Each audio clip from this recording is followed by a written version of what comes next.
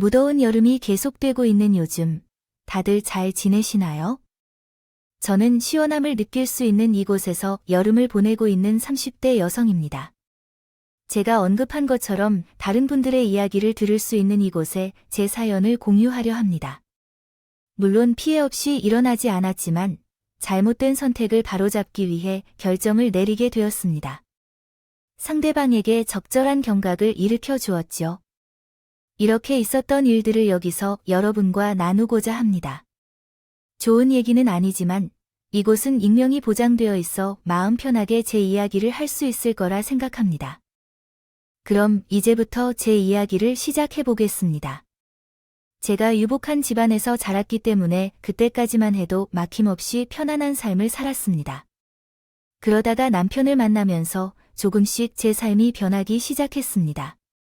처음에는 남편을 만나게 된 것이 세상에 둘 없는 행운이라고 생각했습니다. 친구들과 모임에 나가다 우연히 만난 남편은 첫 만남부터 연애를 시작할 때까지 정말 제게 잘해주었습니다. 사실 처음에는 어떤 남자든 여자에게 잘해주는 것이 당연한 일이라 생각했었습니다.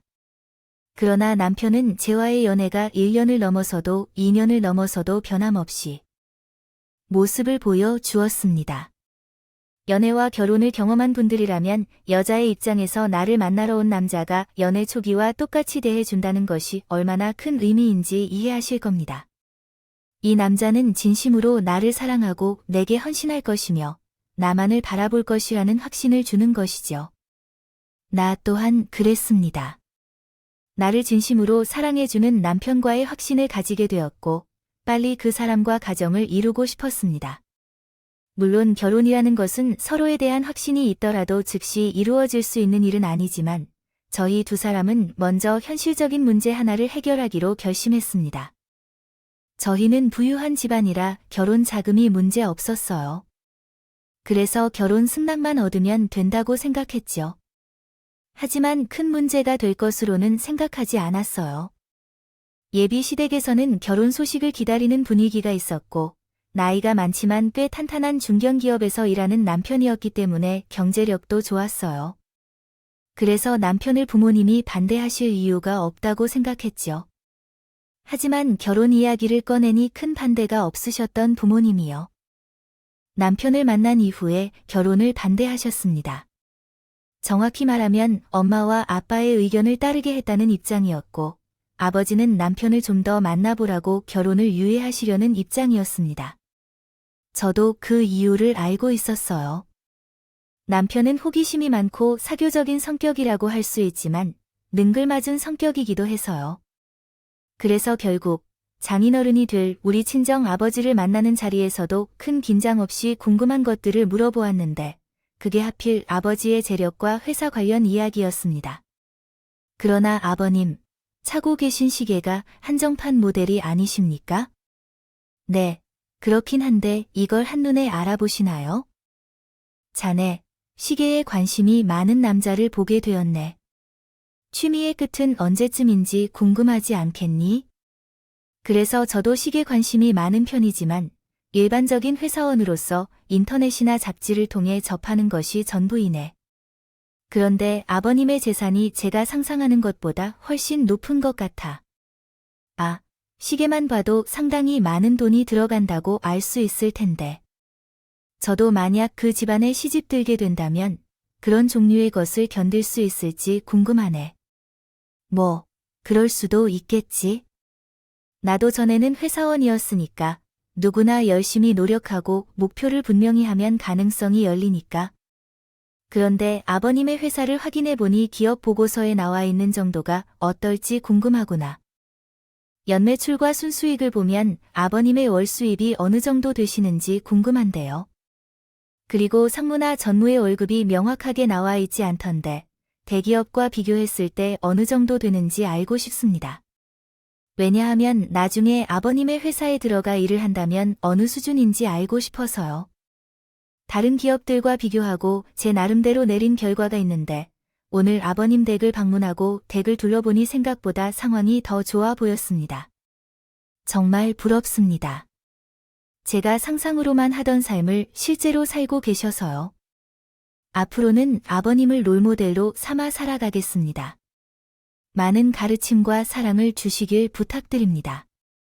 그 외에도 남편은 쉽사리 꺼내지 못할 호기심을 잔뜩 늘어놨습니다. 그런 남편의 모습이 친정 아빠에게 거슬리게 느껴졌고 결혼을 유보하라는 말씀을 하시게 만든 거죠. 아빠, 성현 씨 다른 뜻이 있어서 한 말은 아닐 거야. 자기 입장에서는 아빠 기분 좋게 하고 분위기 띄우려고 한 말 들을 거야. 그러니까 너무 나쁘게 생각하지 마. 너는 옆에서 그 이야기를 듣고도 그런 말이 나와 내가 지금 부럽다고 말한 걸 가지고 문제 삼는 거야. 젊은 나이에 비싼 시기에 비싼 차량을 보면 부러울 수도 있지. 그건 이해해. 근데 가족이 되기 전부터 장인될 사람의 월 수입이 왜 궁금해하고 우리 회사 상무의 월급이 왜 궁금한 건데? 내가 나중에 내 회사에 들어왔을 때 그 이야기를 듣고 어이가 없어 했다. 그 사람이 내게 너와 결혼해서 사위가 된다는 이유만으로 내 회사 상무 자리에 앉을 수 있다고 상상한다는 것이 아니냐고 생각했어. 아니야. 아마 그는 이미 머릿속으로 우리 회사 상무가 됐을 거야. 하지만 누가 그렇게 해준 건지, 능력이 있는지 없는지를 검증도 안 한 그런 놈을 누가 상무 자리에 앉힐 수 있다고 그러냐고. 그리고 만약 내가 어쩔 수 없이 그런 결정을 내려야 한다 해도 그런 생각을 벌써부터 가지고 있는 것이 문제라고 생각해. 그런 마인드를 가진 놈이 얼마나 절실하고 얼마나 열심히 살려고 할까? 내가 그 사람에 대해 얘기할 때는 괜찮은 놈인 줄 알았는데 직접 만나보니 그렇지 않은 것 같아. 너한테 진심인 것 같아. 너만 알아서 내가 뭐라고 말할 수 없겠지만 내 생각으로는 그 사람은 콧물에 관심이 많다는 건 확실히 알겠어.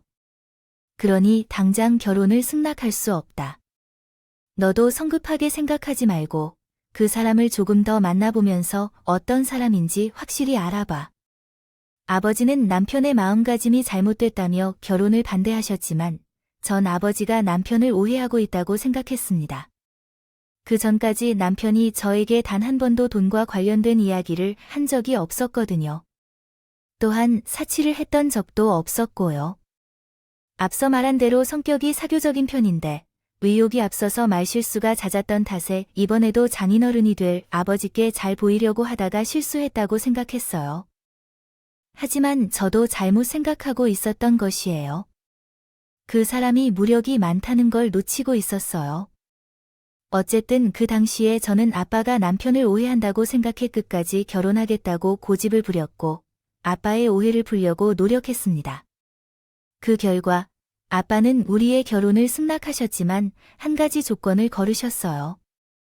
저를 믿고 맡길 수 있는 사람인지 이제까지 어떤 삶을 살아왔는지 직접 검증하시겠다고 말씀하신 거예요. 별거 아닐 수도 있는 일이겠지만 내가 살아온 삶을 누군가가 속속히 밝히고 검증한다면 기분이 나쁠 수밖에 없는 일이었습니다. 하지만 남편은 군말 없이 친정 아빠의 말을 따랐어요.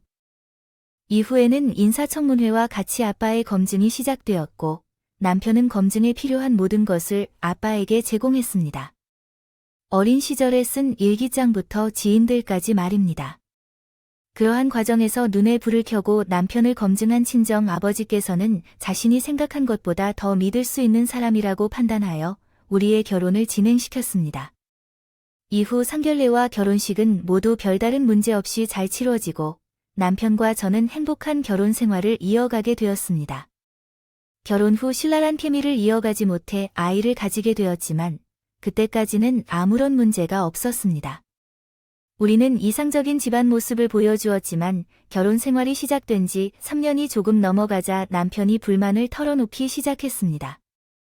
시작했어요. 처음에는 대부분의 남자들이 할 수 있는 일이 불만이었습니다. 문제는 이해돼요. 정말 별것도 아닌데 엄청 운 좋게 있는데 놀다 왔어. 근데 당신이 뭘 중얼거리면서 들어오는 건지 이해 못해. 아니, 오늘 모임에 이전에 안 나오던 한 남자가 나타났는데 말이야. 결혼한다며 청첩장을 돌리러 나왔다고. 아, 근데 웃긴 건 뭔지 알아? 그 친구가 장인이 될 사람이 대학가에서 원룸 몇 채 가지고 있는 건가 봐. 그걸 엄청나게 자랑하는 거야? 꼴랑 원룸 몇 채 가지고 있는데, 근데 애들이 이상하게 나한테 걔 경쟁 상대로 붙이려고 하는 거야? 그건 말이 돼? 건물주인 한두 채 집 있는 건물주가 회사 사장인 나의 아버지와 비교하는 건 말이 되는 건가? 처음에는 나는 무심코 그렇다고 생각했어. 그런데 이 녀석은 최근 결혼하면서 장인으로부터 차를 받았다고 자랑하는 거야. 그러면서 내 차는 뭔가 물으려고 했어. 그 순간부터 내가 목이 메여서 말이 나오지 않더라. 내 소유물이라곤 좋은 곳에 있는 집이 있을 뿐인데 결국 그 집도 내 명의가 아니고 차는 결혼 전에 타던 거였으니까. 그래서 나는 그 놈에게 무언가 말하지 못했어. 그것뿐인데 왜 당신은 아버지로부터 받은 게 없느냐고 유치하게 물으면서 건물주인 나부랭이가 국산차를 받은 것을 자랑하는 놈에 대해 아무 말도 못했다. 아버지께서 당신이 시계를 좋아한다는 것을 알고 시계를 사주셨어요. 그런데 이 시계가 아이들에게 약간 망가졌어요. 그래도 몇천 몇억 원짜리 시계는 아니고 1,000만 원 정도 넘는 거예요. 이런 건 약간 당황스럽네요. 여보, 아버님께 말씀드려서 외제차 한 대만 사주면 어때요? 솔직히 말해서 외제차 정도는 내가 타는데 맞잖아요. 당신은 어떻게 회사원이 외제차를 타고 다니는 거예요? 그런데 회사원이긴 하지만 잘 나가는 기업 사장님의 사위인 것도 있어요. 이제까지는 아버님께서 언젠간 선물해 주실 줄 알았기 때문에 조용히 있었어요. 돈 문제는 안 되겠어. 내가 말을 안 하니까 그렇지 밖에서 내가 얼마나 곤혹스러운 줄 알아? 다들 내가 누구의 사위인지 알지만 타고 다니는 차는 그다지 특별하지 않으니까 사람들은 나를 보면서 와, 진짜 장인어른 사장님이 만나는 줄 알겠어. 제가 거짓말을 하는 건 아닌가 의심할 만한 눈초리로 바라봐. 그러니까 당신이 아버지께 잘 좀 말해줬으면 좋겠어. 그렇지 않으면 당신이 한 대 뽑아주던가. 당신 통장엔 그 정도 돈은 없을 거야. 제발 긴장하지 말고 회사에서 열심히 일하고 아버지랑 우리를 계속 이어가는 것을 말하니까. 그리고 아버지께서 도움을 받은 것은 결혼하면서 받은 기회만 있으면 돼. 우리가 어릴 때도 아니고 마당에 아빠의 도움을 받아야 할 것 같다. 만약 그렇게 외제차를 타고 싶다면 당신이 빨리 승진해서 월급을 많이 받아야 해. 내가 그것에 대해 아무 말도 안 할게. 남편은 부잣집에서 외모만 보이고는 없다고 말했어. 사람들의 시선이 부담된다고 징징거렸어. 하지만 우리가 아빠에게 도움을 받지 않았던 것은 아니야. 남편은 저와 결혼할 때 우리 친정 아버지로부터 명품 시계, 정장, 구두 등을 받았어. 또한 신혼집을 구할 때도 아버지가 큰 도움을 주셨어. 그에 비해 나와 내 친정 부모님은 남편과 시어머니로부터 받은 것이 없었어. 그럼에도 불구하고 이해하려고 노력했어요. 요즘 가정 형편이 좋지 못하다 보니 남편은 평범한 직장인이었어요. 하지만 처가의 불평을 할 만큼 심각한 상황은 아니었고 너무 많은 것을 바라지는 않았지만 신정에 대한 불평불만이 많았어요. 여보, 어제 아버님 집에 다녀왔어요. 응, 아버지 쉬는 날이라 건우를 보고 싶다고 하셔서 갔다 왔어요. 알면서 왜 물어보는 거야? 아버님께서 다른 대화를 나누지는 않으셨어요. 사업이나 관련해서. 딱히 특별한 일도 없었어요. 근데 아버지가 사업을 왜 이번에 제2공장을 짓는다고 직전에 말씀하셨잖아요. 그래서 회사 일로 나를 불러올지도 몰라 생각했거든요. 근데 아버님께서 내가 현재 다니고 있는 당신이 회사에 애정이 많은 것 같다고 생각하나요?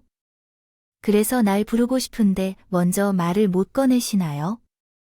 당신, 설마 또 그러는 거예요?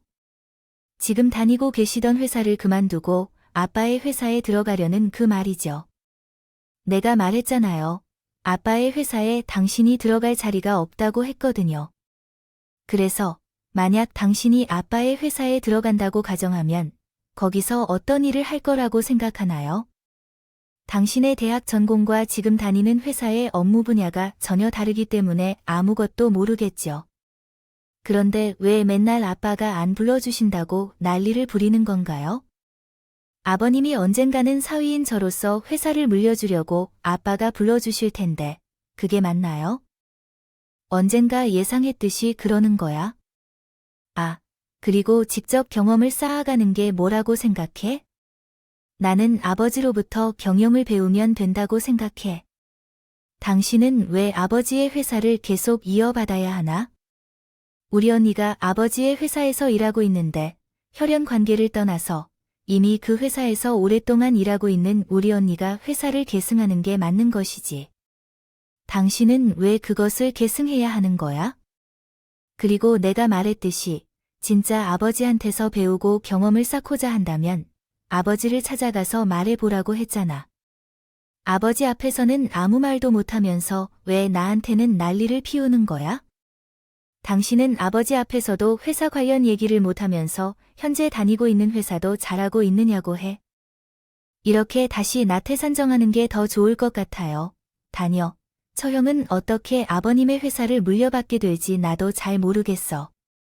그런 것도 약간 아버님께서 서운해 하실 것 같아. 왜 나는 회사에 2개 안 부르시는지도 잘 모르겠어. 아버님께서 그렇게 하시는 이유를 잘 모르지만 아버님은 내게만 엄격하신 것 같아. 결혼할 때에도 그랬었지. 그때는 당신이 아버님을 설득해서 결혼할 수 있었잖아. 지금 다니는 회사는 이제 싫어. 언젠간 사장들도 기껏해야 부장까지밖에 안 될 것 같아. 굽신거리는 거 못 참겠다고 남편은 걸핏하면 친정아빠가 자신을 회사에 불러들이지 않는다고 저를 잡고 불평불만을 토로했습니다. 결혼 승낙을 받을 당시 아빠가 봤던 남편의 모습이 딱 맞았던 거죠. 남편은 친정아빠 회사에 다니게 되면 지금 다니고 있는 회사보다 편할 거라고 생각하고 있었어요. 업무 숙지나 공부할 필요도 없고 놀러 다니듯이 회사를 다녀도 자연스럽게 아빠 회사를 물려받을 수 있을 거라고 생각했죠. 그런 남편이 한심해서 아빠 회사 이야기가 나오면 더 직설적으로 이야기를 했지만 남편의 헛된 꿈은 쉽게 접혀지지가 않았습니다. 그래서 아내인 제가 100번 말하는 것보다 아빠에게 더 신랄한 비판을 듣고 자신을 객관화하길 바라는 마음에요. 직접 친정 아빠에게 회사 관련해서 이야기를 꺼내보라고 말했지만 남편은 막상 친정 아빠 앞에서는 아무 말도 못했습니다. 아빠가 회사 관련해 들고 있는 이야기가 있는 것 같아서 얘기 좀 들어봐 주세요. 회사 관련해서 자네가 그래 뭔가 말해보게 라고 말씀하셔서 그게 왜 그 저번에 말씀하신 새로운 공장 말입니다. 문제없이 잘 되고 있는지 궁금해서요. 뭐 문제들 게 있나 이제 곧 다 완공이라 시운행하고 바로 생산 시작해야지 라고 이야기하는데 아빠가 물어보려고 한 건가요? 그렇다면 당신이 왜 자리를 만들어주니까 말을 못해, 아빠? 그 사람은 나의 요점을 이해하지 못한 것 같았다. 장인어른, 어쨌든 현대에는 믿지 않는 사람이 있어도 그럼에도 불구하고 만약에 마음속에 애매한 것이 있다면 곤욕스러운 일이 생기게 된다. 그래서 공장을 다 지은 후 시운행을 하시기 전에 고사 지내세요 라고 말씀드리려고 했습니다. 저는 고사에 대해 잘 아시는 분을 아는데 만약 필요하시다면 아버님을 대신하여 잘 준비해서 고사를 지내겠습니다. 너도 무슨 고사를 지내고 있는데 그렇게 내가 잘 지내라고 하여 걱정할 필요 없이. 하지만 왜 이렇게 뜸을 들며 이야기를 하려는 건지 남편은 이런 식으로 내 앞에서 떠들어대던데. 친정 아버지 앞에서는 말 한마디도 못하고 아버지가 무슨 이야기를 하시든 기죽은 모습으로 있었어요. 그런 남편에게 시달리는 것도 적지 않게 힘든 일이었는데 제게 힘을 주는 사람은 남편뿐만이 아니었습니다. 시부모님도 저를 매우 힘들게 만들었죠. 우선 시댁에 가는 것부터가 저에게 스트레스였습니다. 시부모님은 제가 시댁을 찾아갈 때마다 빈손으로 오거나 원하는 물건을 가져가지 않으면 그것에 대해 하루 종일 사람을 힘들게 했어요. 아버지, 어머니, 저 왔어요. 아이고, 내 새끼 코너 왔구나. 할머니가 우리를 얼마나 보고 싶었는지 모르겠네요. 어머님, 이거 좀 정리할게요. 저녁에 구워 먹으려고 한우 좀 샀어요. 또 한우요. 요즘에는 한눈보다 해산물이 더 금값이던데. 근데 들고 온 게 한우 말고는 없나요? 네, 뭐가 더 필요하세요? 아니, 제가 저번에 온 짐을 찾아봤는데 아니다. 얼른 정리해야 해요. 아버님은 1~2시간 뒤에 들어오실 거예요. 그 후 하늘을 냉장고에 넣고 거실로 갔는데 시모가 제 가방을 뒤지고 있었습니다. 어머님, 뭐 찾으세요? 건우, 기저귀 갈아야 한다면 제가 할게요. 아니, 그게 아니고 정말 한우 말고 챙겨온 게 없는 거야? 제가 저번에 그렇게 한 말을 기억하거든요. 했는데도 무슨 말씀이세요? 따로 사오시라고 말씀하신 건 없는 것 같은데 저번에 말씀하신 것으로는 아버님께서 오랜만에 부부동반 모임에 나가신다고 말씀하셨고 또 부부동반 모임에 참여하신다고 했잖니. 그게 바로 내일이라고네. 그런데요. 근데 이렇게까지 말하는데 모르겠어? 넌 눈치가 없니? 제가 시어머니 입으로 직접 말을 해야 그제야 알겠어. 내가 그 부부 동반 모임에 입고 갈 옷이 없어. 내가 말했잖니. 너희들 결혼식이 있고 처음으로 나가는 모임이라고. 하지만 그 사람들 모두 결혼식장에 오셔서 모두가 나를 시어머니로 알고 있는데 옷차림을 좀 신경 써야 할 것 같지 않겠나요? 그래서 저번에도 그런 대화를 내 앞에서 나누었는데 결국 블라우스 한 벌도 가져오지 않았어요. 내 시어머니의 자리에서 창피해지게 하려고 하는 것인가요? 오랜만에 나가신다고 하셔서 기분 좋아하셨는지 알았는데 그럼 제게 직접 말씀해 주세요. 옷이 한 벌 정도 필요하시다고 했어요. 그걸 굳이 제 입으로 말해야 하는 건가요? 스스로 준비하면 어떨까요? 내일이 모임인데 이번에도 그런 짓을 해서 나가야만 할 것 같으니까요. 사람들이 앞에서는 모르겠지만 뒤에서 얼마나 들키면서 말할지 생각하면서 말하겠죠.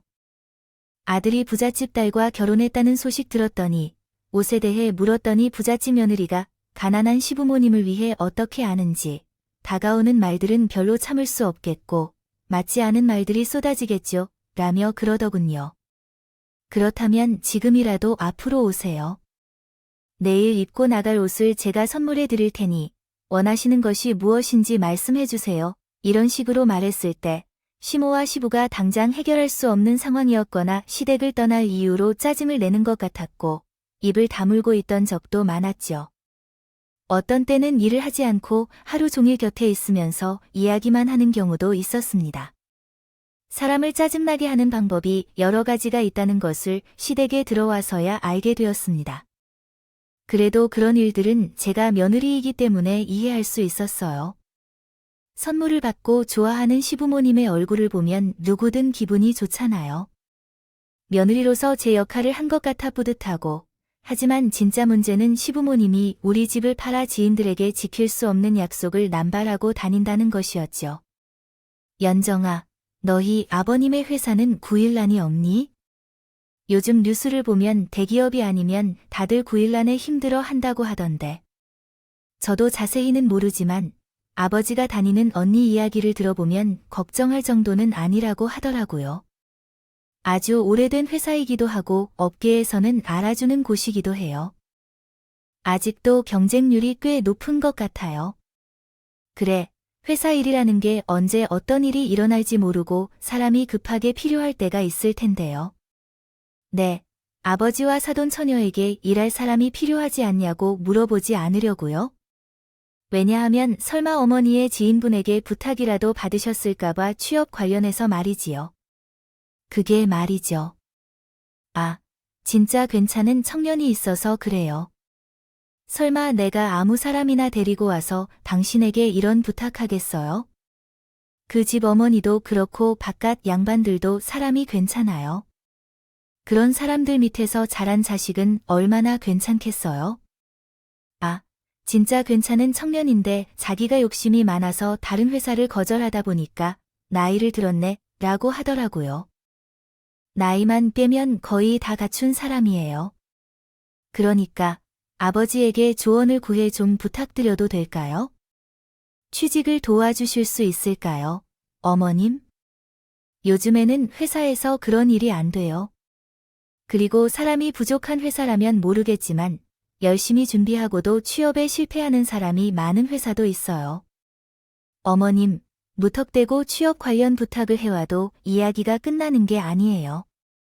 제 친구들이라고 해도 들어주지 못할 부탁이라고요. 아니, 그 큰 회사에서 한 명 채용하는 것이 왜 그리 중요한 문제인 걸까요? 어머님께 말하시기 전에 말씀드리니까요.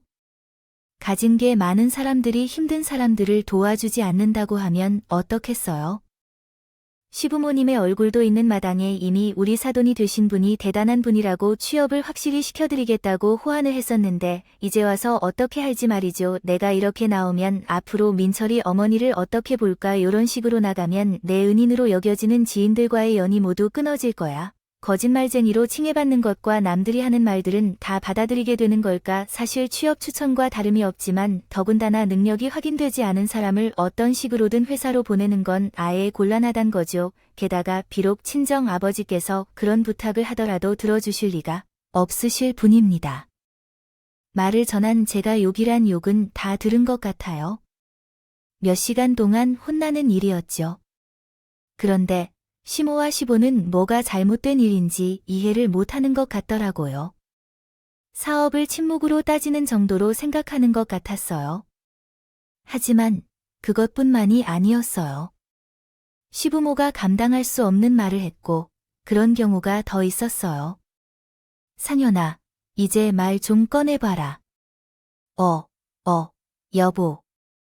부모님께서 큰 돈이 필요한 곳이 있어서 그러는데 돈 좀 빌려줄 수 있나요? 무슨 일인데 얼마를 이유는 말하기 좀 그렇고 한 1억 5천 정도만 빌려줘. 1억 5천, 그 큰 돈을 이렇게 갑자기 당신 통장에 그 정도가 있지 않아요? 아니면 아버님께서는 바로 융통할 수. 급해서 그렇습니다. 아버지께 부탁해서라도 어떻게 좀 빌려주시지 않으시겠나요? 제가 1억 5천까지는 없고 아버지는 가능은 하실 텐데요. 하지만 잘 알다시피 우리 아버지 성격상 어디에 사용하는지 모르신다면 빌려주실 텐데 무슨 이유에서 이러시는지 잘 모르겠어요. 정말 급해서 그러는데요. 하지만 저희와 외부인들에게 말씀드리기도 어렵고 그냥 아무 말 없이 빌려주실 수 없을까요? 가능하다 하실 수 있겠지만 저희 아버지께서는 꼭 확인하시는 분이시라서요. 거기에 적은 돈도 아니라서요. 어떤 문제가 있나요? 큰 문제라도 있나요? 그러니까 큰 문제가 발생한 건가요? 내가 아는 사람이 사기를 당해서 당장 전세 보증금을 돌려줘야 한다고 하고 있어. 또한 전세 보증금을 받아야 하는 사람은 전세 계약이 만료되는 날에 즉시 돌려주지 않으면 법적으로 대응하겠다고 나서고 있다더라. 이런 상황에서 내가 안쓰러워서 도와줄 수 없다고 들었어. 그래서 내가 빌려준다고 했던 건데 너희 아버님 이야기를 꺼내며 얘기했지. 어머님께서는 그게 무슨 말씀이세요? 왜 그 돈을 빌려주시는 건가요? 빌려주셔도 아버님과 어머님 선에서 해결하셔야 하는데 왜 우리 아버지를 끌어들이시나요? 라고 했어. 전세 보증금을 돌려주지 않는 것이 왜 안쓰러운 일인지 모르겠지만 그런 감정으로 돈을 빌려주는 일과는 별개인 거잖아. 또 만약 빌려주실 돈이 없으면 그런 말씀하시면 안 돼요. 이건 우리 아버지까지 기회에 들어가는 말이 아니에요. 저는 돈이 있어도 빌려드릴 수 없는 일이라고 말씀드리고 싶어요. 안 돌려주는 게 아니라 지금 당장 못 돌려주는 돈이니까요. 그 사람들은 지금 시기만 지나면 그 정도 돈은 금방 벌었네요. 그리고 1억 5천만 원이 너희 집안에 얼마나 큰 돈인데 그러니까 아버님이 가지고 계신 차 중에 한 대만 팔아도 1억은 되겠구만. 그런 것들은 쉽게 얻는 분한테 그 돈이 얼마나 되는지 알겠네요. 그리고 우리가 그 돈을 아예 받으라는 게 아니고 잠깐 빌려달라는 건데 이렇게 목소리를 높일 일이 아니에요. 우리 아버지의 명예를 걸고 이런 일을 벌였던 적이 한두 번이 아니잖아요. 왜 맨날 지킬 수도 없는 일이라든지 감당할 수도 없는 일이라든지 저희 친정 아버지를 걸고 만드느냐고 이러려고 내가 사람 결혼시키신 거예요? 두 분 덕 쓴 것 같은데 저희 친정 아버지 이용하려고 뭐 정말 보자 하니까 얘가 못하는 말이 없어. 너 지금 시부모님 앞에서 무슨 말버릇이야? 돈 문제 그거로 가족 간의 분란을 일으켜. 너는 돈이 가족보다 먼저니? 이게 단순히 돈 문제뿐인가요? 돈보다 아버님이나 어머니가 지인들한테 저희 친정 아빠 내세우는 게 문제인데. 제 귀에 들려온 취업 부탁만 해도 몇만큼 되냐고요? 번인데 이제는 돈 문제까지도 저는 더는 참을 수 없어요. 제 아버지와 관련된 일이 한 번 더 생기면 그때는 집에 찾아오시지 않기로 약속하신다고요. 그러니까 다시는 이러한 문제를 일으키지 마십시오. 말을 조심히 해주세요.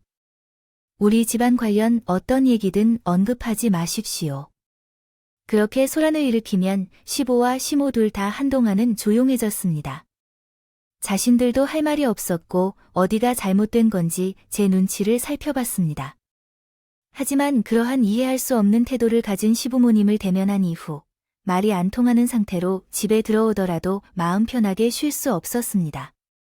마치 바톤을 전달해야 할 것처럼. 남편을 상대해야 했던 거 아니에요. 남편은 시댁에서 있었던 일을 가지고 제게 자기네 집안을 무시하는지 여부를 물었어요. 당신, 아까 우리 부모님께 뭐 하는 짓이냐고. 우리 부모님이 잘했다는 건 아닌데 며느리가 돼서 시부모님 눈치 보게 만들면 어떡해. 당신, 우리 집이 못 산다고 뭐 가난해서 해준 거 없는 시부모님이라고 우습게 보는 거야? 여보, 무슨 말이 그렇게 해. 내가 언제 아버님 어머님을 우습게 봤다고? 그리고 집안 형편 이야기가 왜 나와? 내가 돈 이야기를 언제 꺼낸 적이 있어? 난 두 분이 지킬 수도 없는 약속을 평생 함께 하겠다고 해준 것뿐이에요. 주변 사람들에게 하고 다니시니까 그 문제에 대해서 말한 것뿐이에요. 그리고 우리 아빠 이야기까지 하시면서 지인분들에게 약속한 일이 이번 한 번이 아니잖아. 하지 말라고 몇 번이나 말씀드렸는데 이제는 돈 빌려준다는 일에 우리 아빠를 파셨다고. 이런데 내가 가만히 있어야 해. 당신도 생각해봐. 두 분이 한 행동으로 일이 심각해지면 우리 아빠는 말을 획득하지 않았던 상황이 난처해지시는 상황이에요. 그런 일 있기 전에 내가 단념한 것뿐인데 내가 도대체 뭘 잘못한 거야? 그리고 두 분이 잘못한 행동이고 두 분이 잘못하셨으니까 내 눈치를 보셨겠지. 내가 그렇게 말했다면 정말 참을 수 있게 더 좋게 말했어야 했죠. 여기서 어떻게 더 좋게 말할 수 있을지 고민해보세요. 며느리라고 말할 때는 더 조심스럽게 말해야 했어요. 우리 부모님은 당신의 눈치를 살피고 있지 않다고 생각해요. 그리고 제가 이해가 되지 않는 건 양가 집안 중 한 집이 잘 사는 집이면 다른 집을 도와주는 건 어떨까요? 우리 부모님이 무리한 부탁을 하는 것도 아니잖아. 다른 회사들을 살펴보세요. 낙하산 없는 곳은 없다는 걸 오늘 알았어요. 돈 관련해서는 아버님 댁에서 1억 5천을 요구하는 것이 아니라 다른 집에서 150만 원 정도만 도와주세요. 빌렸다가 돈을 갚겠다는데 그 돈을 빌려주는 것이 그렇게 어려워요. 당신이든 당신의 부모님이든 생각하는 게 똑같아요. 이걸 계속 돈 문제로만 생각하네요. 제가 그렇게 말했는데 그리고 우리 집에 부탁하려는 생각만 가득할 수 있는지도 모르겠어요. 우리 집이 봉이란 거죠. 당신과 시부모님을 도와주기 위해 우리 아빠가 열심히 일해서 지금 회사를 만들었어요. 당신이 계속 이렇게 나와봐서 결혼을 후회하게 만들려고 하네요. 그러면 어떤 일이 일어날지 한번 보세요. 염치가 없어도 너무 없는 남편과 시부모님을 보며 당연히 이혼을 생각했었습니다. 그런데 아이 때문에 어쩔 수가 없었죠. 경제적인 부담은 전혀 문제가 되지 않았어요. 아들의 정서적인 부분이 걱정돼서 이혼을 선택할 수 없었던 거예요. 그리고 제가 고집을 부려 친정아빠가 반대한 결혼을 기어코 한 것도 이혼을 선택하지 못하는 이유 중 하나였습니다. 아빠에게 딸이 결혼해서 잘 살고 있다는 걸 보여드리고 싶었거든요. 그때 그렇게 하는 게 부모님께 대한 효도라고 생각했어요. 그래서 속이 썩어 문드러지는 일이 여러 번 있었음에도 괜찮은 척하며 지내고 있었죠. 그러던 중에 친정아빠가 회사에서 쓰러지시는 일이 생기셨습니다. 다행히 건강적으로 큰 문제가 있었던 것 같습니다. 아니었지만 바쁜 회사 일정 속에서도 틈틈이 운동을 하시면서 건강을 자랑하시던 친정아빠께서는 그 일이 큰 충격으로 다가왔던 것 같아요. 그래서 그 일이 있은 뒤에 가족들을 모두 불러들여 회사 경영에 대해 이야기하셨죠. 나는 이렇게 바쁜 사람들을 불러들여 자리를 설정하게 된 건 이전에 쓰러진 일 이후로 계속 건강이 좋지 않을 것 같기 때문이었습니다. 그래서 하루라도 빨리 후계자를 찾아 회사를 이끌려고 합니다. 그렇기에 경영진들 나이도 나랑 비슷하고 같은 생각이라 젊은 사람에게 경영 권한을 넘기려 합니다. 경영진도 나왔다 가고 내 회사이기 때문에 내 마음대로 결정해도 상관없을 거라 생각하지만 가족들에게 내 의지를 전해야 할 것 같아서 이렇게 말하게 되었습니다. 됐다. 그러니까 모두 내 결정에 불만이 없길 바라며 이해해 주길 바란다. 그럼 마저 먹던 거 먹자. 저 아버지, 질문이 있습니다. 그래서 말해봐. 그 회사의 후계자는 따로 자격이 있는지, 아니면 저도 가능성이 있는 건가요? 자네가 내 회사에 대해 무엇을 생각한 적이 있는지는 모르겠지만, 자격은 누구에게나 열려 있다. 경쟁이 있을 수도 있겠지만, 자네가 능력과 이를 위한 의지만 충분하다면. 아버지, 그럼 가족이면 가산점이 더 있나요? 솔직히 말하면 그것을 부정할 수 없겠지만, 그렇다고 하여도 평생을 헌신해서 이뤄낸 회사인데, 내 가족이 되는 사람이 그 뜻을 이어나갈 수 있는지는. 이어서 더 좋겠습니다. 연인, 당신은 좋은 기회일 거다. 그러니까, 지금까지 회사에서 싸웠는지 내 능력을 보여줘봐. 전에도 내가 회사 일에 관심이 있는 것 같은데, 능력이든 의지든 모든 것을 보여주어. 남편은 어제가 당신 앞에서 회사 후계자에 대한 욕심을 비추어 보였습니다. 그런데 솔직히 말하면 어불성설이었어요. 저희 언니는 아빠 회사에서 평사원으로 시작해 부장까지 맡고 있었는데 회사 일에 대해 아무것도 모르는 남편이 상대가 되겠어요. 남편도 그것을 영 모르진 않았어요. 그래서 위기감을 느끼는 것 같더군요. 언니가 없을 때 종종 시대에 맞지 않는 실언을 하곤 했어요. 그렇죠. 참, 처형 말이에요. 욕심 부릴 수 있다고 하지만 회사 사정 자리까지 너무한 건 아니죠. 무슨 소리인지요? 아빠가 회사에서 다른 말 나오지 않게 공정하게 하려는 말을 저렇게 하시는 겁니다. 따지면 우리 언니만큼 아빠의 후계자 자리에 맞는 사람이 없죠. 인턴부터 낙방까지 하면서 정정당당하게 회사에 들어왔고 능력을 인정받아서 부장까지 됐는데 언니만큼 회사를 잘 아는 자격 있는 사람이 어디에 있다고 그러는지요. 여보, 당신 건우 낮고 사회생활 경험이 부족하다고 하지만 너무 현실 감각이 떨어진 건 아닙니다. 여자가 어떻게 회사 사장 자리를 맡아? 여성 CEO가 회사를 잘 이끄는 모습을 본 적이 없어. 잘 운영해도 결국엔 인수합병해서 자신의 이익만 채워. 아, 그리고 아버지의 회사 거래처도 많고 경쟁 기업도 많은데 여성 사장이면 우습게 바라봐. 어떻게 봐도 이번에 한 말씀은 아버지께서 저를 가르쳐 주시고 말씀하신 내용 같아.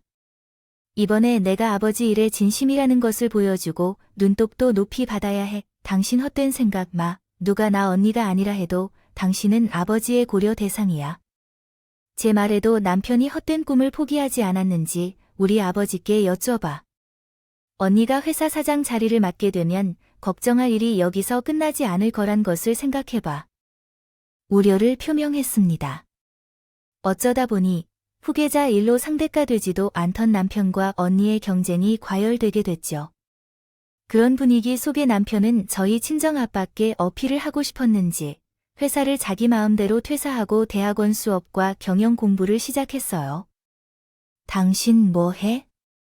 출근 안 해요 안 해. 나 다음 주부터 대학원 수업 들어야 하니까. 남은 기간 쉬게 좀 놔둬. 뭐, 대학원 그럼 회사 그만뒀다는 거야? 당신 미쳤어? 어차피 아버님 회사 물려받을 건데 뭐가 문제야? 일찍 그만두나 나중에 그만두나, 그만두는 건 마찬가지인데, 도대체 어떻게 하면 자신의 착각을 확신할 수 있는 건지 남편은 였습니다. 회사의 후계자가 될 것이라는 생각에 빠져 있었습니다. 그런 남편을 보며 어디 한번 된당 당해보라는 생각에 저는 남편이 뭘 하든 가만히 놔두기로 결심했어요. 어차피 결과는 이미 정해져 있었기 때문이죠. 그 이후 남편은 친정의 가족들, 특히 아버지께 자신이 회사를 물려받기 위해 최선을 다하고 있다는 척을 했습니다. 그런데 정말 당연히 바쁘게 살고 있었어요. 대학원 수업을 듣기 전 도서관에서 공부하는 척 날이 새울 만큼 밖으로 나간 남편은 남은 공부를 마치고 자정을 넘어 집에 돌아왔기 때문이죠. 그러자 저도 혹시나 하는 마음이 들었습니다.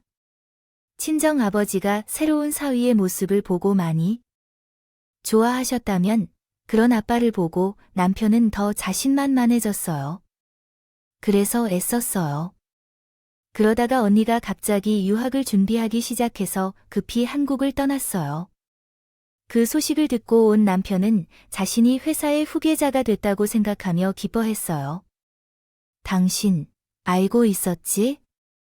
처형이 유학을 가기로 했으니 깜짝 놀라게 하려고 이제까지 말을 안 하고 있던 거야. 나, 차기 회사 사장이 됐어. 깜짝 놀라게 하려고. 아, 이런 건 빨리 알려줄 필요가 있었는데. 당신도 참, 어쨌든, 나, 이상현, 이제 고생 끝났다. 드디어 내가 원하던 삶을 살면서 회사 사장으로 될 수 있다고 이제 다 된 것이지. 처형이 회사를 포기하고 유학을 갔으니까 회사는 우리 것이 되었어. 뭐, 우리 것이라고 해야 하나. 양심이라도 조금은 있는 것 같아. 우리라고 말을 하긴 하지. 하지만 이제는 우리가 아닐 텐데 왜 너랑 우리라고 하는 거야? 너는 너니까 나는 나인데. 무슨 소리야? 왜 갑자기 그래? 다른 것보다 회사 관련해서 알고 싶어서 말이야. 아빠를 대신해서 물어볼 테니 그 다음 내가 알아듣게 설명해 줄게. 제 말이 무슨 뜻인지 모르겠다고 하면서요. 황당한 표정을 짓고 있던 남편은 얼떨결에 내가 넘겨준 휴대폰을 받았습니다. 그리고 전화를 받은 상대가 친정 아빠라는 걸 알아 바짝 군기가 드는 모습으로 전화를 받았죠. 그래도 미소가 번져 있는 얼굴이었습니다. 유학을 떠나게 된 내 여동생이 후계자로 확정됐으니 회사 경영을 배우기 위해 회사로 들어와야 한다는 연락으로 착각을 한 것 같았어요. 거만하고 자기만만한 남편의 모습은 정말 보기 싫었습니다. 하지만 황당한 표정을 짓는 것도 잠시 후 남편의 얼굴 표정이 조금씩 찌그러지기 시작했고 결국 친정 아빠로부터 무슨 소식을 들은 것인지 온 몸이 부서져 버릴 것처럼 무릎을 꿇었습니다. 그리고 바로 눈물을 흘릴 것 같은 표정을 짓고 전화 통화를 하는 아버지께 살려달라고 울며 빌기 시작했어요. 아버지, 그것은 오해일 뿐이에요. 저로부터 찾아와서 설명을 드리고 싶어 하는 거예요. 아버지, 죄송합니다. 잘못을 저질렀어요. 그러니 단 한 가지만 부탁하는데 이 혼란 속에서 이미 알고 계시다시피 남편은 아버지처럼 장황하게 말하지 않았기에 그저 이야기를 하고 싶어 했던 것뿐이에요. 아버지와의 통화 과정에서 당황하여 잘못을 사과하던 남편이 전화를 끊자마자 깊게 무릎을 꿇고 사과를 계속했어요. 자기야, 내가 틀렸어. 너 정말 사랑스러워. 차릴 테니까 제발 나를 용서해 주세요. 앞으로 당신이 하지 말라는 것은 결코 하지 않을 거예요. 그리고 우리 부모님이 당신을 신경 쓰게 할 일도 내가 하지 않도록 막을 거니까 제발 이번 한 번만 봐주세요. 이제야 상황을 파악하셨나요? 그런데 당신이 너무 뻔뻔한 거 아닌가요? 내가 하라는 말 안 하겠다는 게 부모님이 내 신경을 건드리는 것도 다 안다면서 그런 짓을 했다는 게 아니에요. 미안해요. 순간적으로 눈이 멀었던 것 같아요. 귀신도 쓰레기도 했나 봐요. 그런데 이번이 정말 처음이에요. 그 전까지는 그럴 용기도 마음도 없어서 다른 짓을 한 적이 없다고요. 앞으로도 마찬가지일 거예요. 이번만 실수한 것이니 나를 용서해 주세요. 앞으로는 정말로 여러분, 크게 아버지와 어머니에게 잘할 겁니다. 이 일에 대한 결론부터 말하자면 남편이 그동안 제게 몰래 바람을 피우고 있었다는 거예요. 회사를 그만두었던 때부터 그랬어요. 결국 남편이 우리 친정 아버지께 신뢰를 얻기 위해 다녔던 대학원에서 한 여자를 만났던 것부터가 그 시작인 것입니다. 새로운 환경에서 곧 있으면 회사 CEO가 될지도 모른다는 생생한 생각에 흥분하던 남편은 아버지의 직함을 팔아서 대단한 재력가인 척하는 행동을 했다고 합니다. 세쯔류 소설에서 나온 설정처럼 돈이나 연줄도 없지만 능력을 인정받은 사업가가 그로 인해 한 기업의 사장으로 세워진 설정입니다. 회사 퇴직금으로 돈도 있고 남는 것은 시간이라고 생각되는데 저는 또 우리 친정 아버지와 연줄도 있겠다 생각해봅니다. 별 진라를 다해서 다녔던 거겠죠. 그러다가 대학원을 다니던 대학교에서 한 여자 학생을 유혹했나 봅니다. 어린 학생에게 대단한 능력자인 척하면서 거짓된 모습을 보여준 거거든요. 하지만 그것뿐만이 아니었습니다. 한 번 시작하는 것이 어렵더라도 두 번, 세 번은 쉽게 되는 것 같다 생각한 남편은 그 바람을 피우면서 대학교 밖에서 여러 여자를 만나고 있었습니다. 확인된 바에 따르면 총 3명의 여자를 만났는데 더 만난 사람이 있을지도 모릅니다. 어쨌든 그는 인권을 공부했다고 주장하면서 하루 종일 밖에 있으면서 여자들을 만나고 있었던 것입니다.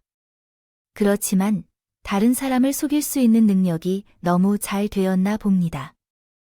남편의 행동으로 인해 결국 그 꼬리가 잡혔습니다. 아빠는 처음으로 자신의 마음에 드는 모습의 사위를 격려하고자 남편이 다니던 대학원을 찾아가셨습니다. 또한 거기는 우연히 아빠가 아시는 분이 교수님으로 재직하고 있는 대학교였어요. 그래서 지인을 만나러 왔다고 핑계를 대고 사위와 식사를 하려던 거였습니다. 그러나 아빠가 그곳에서 우연히 다른 여자와 의미심장한 모습으로 있는 남편을 보았습니다. 그때부터 아빠는 저에게 자신이 보게 된 모습을 알려주셨고 남편의 외도를 의심해보라고 말씀하셨습니다. 그리고 아빠는 나름대로 남편의 뒷담화를 해보았고 그 결과는 이렇습니다.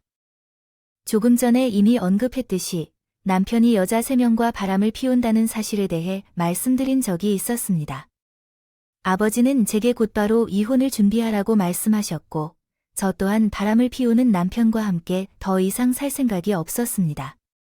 이전에 남편과 이혼에 대한 고민을 했던 2가지 이유가 모두 남편의 바람으로 인해 생각해볼 필요가 없어졌기 때문입니다. 아버지 앞에서 행복하지 않은 결혼 생활이라는 사실을 인정할 수밖에 없었고 바람을 피우는 그런 남자로부터 아들이 배울 점이 무엇이 있겠습니까? 그러한 남자가 아이 곁에 있어서 정서적으로 더 해로운 것뿐입니다. 그렇기 때문에 그때부터 이혼을 위한 증거를 모으기 시작했습니다. 누나가 유학을 가기로 한 것은 별개의 이야기였고 예전부터 아버지의 회사를 물려받게 된 상황이었습니다. 전문적인 경영 교육을 받기 위해 유학을 떠나는 것이었을 뿐이에요. 이상은 남편과 이혼하기로 한 사유를 공유하지 않아 남편이 오해하고 있었던 것뿐이죠. 그래서 나의 외부에 대해 남편도 아빠도 알게 된 사실과 회사 승계가 언니에게 이어졌다는 것을 알게 된 남편은 내게 무릎을 꿇고 머리를 바닥에 박아가며 자신의 잘못을 인정하며 용서를 빌었어요. 하지만 저는 남편을 용서할 생각이 조금도 없었어요. 이전에 이혼을 고려하곤 했던 저는 다른 여성을 안았던 남편을 용서한다면 내가 미친 게 아닐까 생각했어요. 나는 미쳤어. 왜 너를 용서해야 해? 결혼을 결심할 때 어떤 이유로 한 거니? 걸 알지만 만약 나도 대부분의 사람들처럼 조건을 따졌다면 넌 진작에 탈락이었을 거야. 애초에 예선부터 탈락이었다고. 내가 뭘 가지고 있어? 뭐 집안 수준이 좋아? 좋은 대학에 다니거나 좋은 회사에 다녀왔거나 돈이 많이 벌어왔거나 뭐 하나 남들보다 나은 게 없잖아. 그래도 나는 너랑 결혼을 선택한 건 내가 나를 평생 사랑해 줄 거라는 확신이었기 때문이야. 그런데 여자를 만나, 그것도 우리 아빠를 팔아서 너희 집안은 우리 아빠를 팔지 못하면 아무것도 못한다고. 내 부모나 너나 나 혼자 세울 수밖에 없다는 거야. 우선 제대로 된 한국어 문장으로 다시 작성해 보겠습니다. 우리 아빠와는 이제 그만이야. 너와 내 부모 때문에 헛된 날 버리며 사는 것은 더 이상 안 될 것 같아. 우리가 더 큰 문제를 맞닥뜨리기 전에 헤어져야 해. 내가 아버지에 대해 전화한 내용은 들었어. 너를 붙잡으면 무엇이 되는지 알아? 그래서 헛소리는 그만하고 변호사를 선임해서 조용히 이혼을 하는 게 최선이야. 그리고 지금 당장 집을 나가. 내가 확인해 본 결과 이 집은 재산 분할 대상이 아니라는 거야. 그러니까 빨리 짐 챙겨서 떠나. 바람을 피운 너는 무슨 소리를 할 수 있겠니? 아버지와 나는 남편의 외도에 대한 증거도 가지고 있으니 결국 남편은 아무 말도 못하고 집을 떠날 거야. 나는 나갔다. 그 후 시부모가 자식 대신 용서를 빌겠다고 친정 부모님과 나에게 찾아왔지만 이제 남편과 나 사이에 좋은 말이 나올 리가 없었다. 이제까지 겪은 어처구니 없는 일들에 대해 실컷 욕을 해주었다. 그만큼까지 했으니 이제 이혼은 피할 수 없는 일이 되었다. 합의 이혼은 눈 깜짝할 사이에 끝났다. 당사자들끼리 만날 일도 없었고 변호사들을 통해 통지서만 받은 뒤 끝이 났다. 이미 할 말이 전혀 없는 남편이었기 때문에 우리가 제안한 조건들을 모두 받아들이고 합의 이혼을 해야 했다. 하지만 이로써 끝내고 싶었다면 올바르게 종결을 해야 했다. 복수가 아닐 거예요. 자식을 끔찍하게도 생각하시던 친정 아빠 덕분에 더한 복수를 할 수 있었어요. 애초에 대기업은 꿈도 꿈졌던 남편이었기 때문에 아빠를 믿고 퇴사했습니다. 새로운 직장을 구하려고 했지만 아빠가 남편을 방해했어요. 회사 대표분 앞에서 남편을 깎아내렸고 다른 경우에는 면접이나 출근 시 남편을 방해했어요. 그래서 남편은 여러 차례 취업에 실패하게 되었고 어렵게 다니는 회사에서도 결국 퇴사해야 했습니다. 결국 취업에 실패하게 된 남편은 아빠를 고소하려 했지만 입증할 증거가 없어서 아무것도 할 수 없었어요. 결국 남편이 장사를 시작했다는데 저희 쪽에서 방해할 것도 없었어요. 성실하게 일해도 유지하기 힘든 장사를 나태한 남편이 했으니 잘 될 리가 없었죠. 결국 장사가 망했다는 소식을 듣고 나서 남편의 소식은 더는 알아보지 않기로 했어요. 지금은 그 인간이 어떻게 살고 있는지, 뭘 하는지도 모르고 있지만 예상은 됩니다. 그런 인간이 잘 살 것 같지 않아요? 어떻게 하면 편하게 쉽게 살아갈 수 있을까 궁리만 하다 보니 남들에게 뒤처지고 있겠죠. 이렇게 여러분께 이야기하고 나니 확실히 속이 시원해지는 것 같아요. 다른 사람들의 이야기를 듣는 것보다 제 이야기를 하는 게 더 시원하고 도움이 되는 것 같습니다. 이제부터 저는 제가 범한 실수를 만회하기 위해라도 아들을 잘 키워 잘 살 거예요. 아빠가 더 이상 실망하거나 걱정하지 않게 하기 위해서 말이죠. 그래서 이곳에서 정말 열심히 살겠다고 약속합니다. 나중에 제가 나태해지거나 현실에 안주하려고 할 때 이 이야기를 다시 들어 마음을 다잡기 위해 약속해 놓을게요. 제 이야기를 들어주셔서 감사하고 이만 마무리 인사를 드리겠습니다. 다들 행복하시고 무더운 여름 건강하게 잘 보내시길 바라겠습니다.